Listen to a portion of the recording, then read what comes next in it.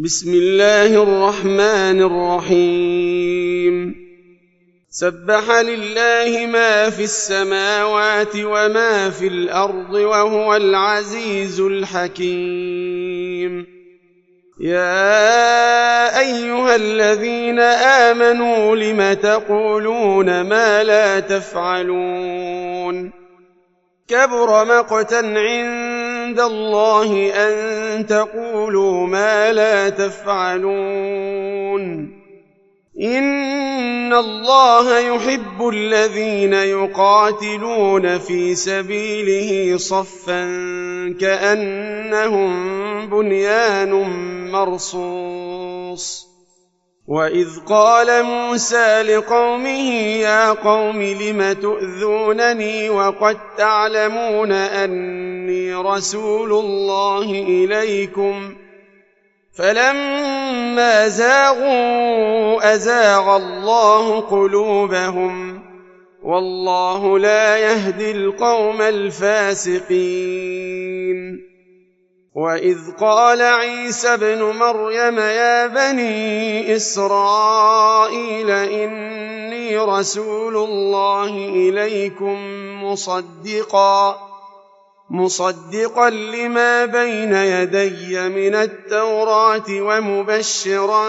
برسول يأتي من بعد اسمه أحمد فلما جاءهم بالبينات قالوا هذا سحر مبين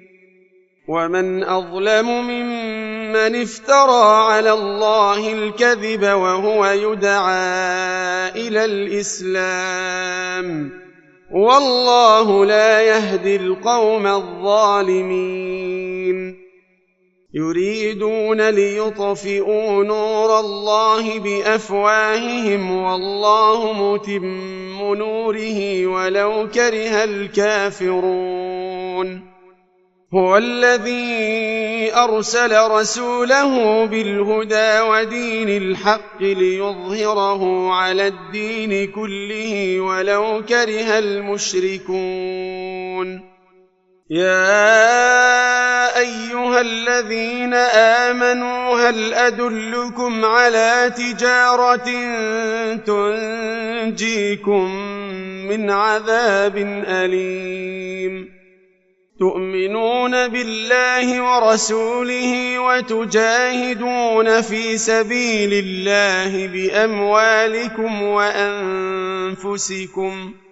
ذلكم خير لكم إن كنتم تعلمون يغفر لكم ذنوبكم ويدخلكم جنات تجري من تحتها الأنهار ومساكن طيبة في جنات عدن ذلك الفوز العظيم وأخرى تحبونها نصر من الله وفتح قريب وبشر المؤمنين يا أيها الذين آمنوا كونوا أنصار الله كما قال عيسى ابن مريم للحواريين من أنصاري إلى الله قال الحواريون نحن أنصار الله فآمنت طائفة من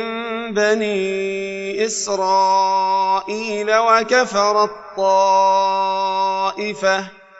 فأيدنا الذين آمنوا على عدوهم فأصبحوا ظاهرين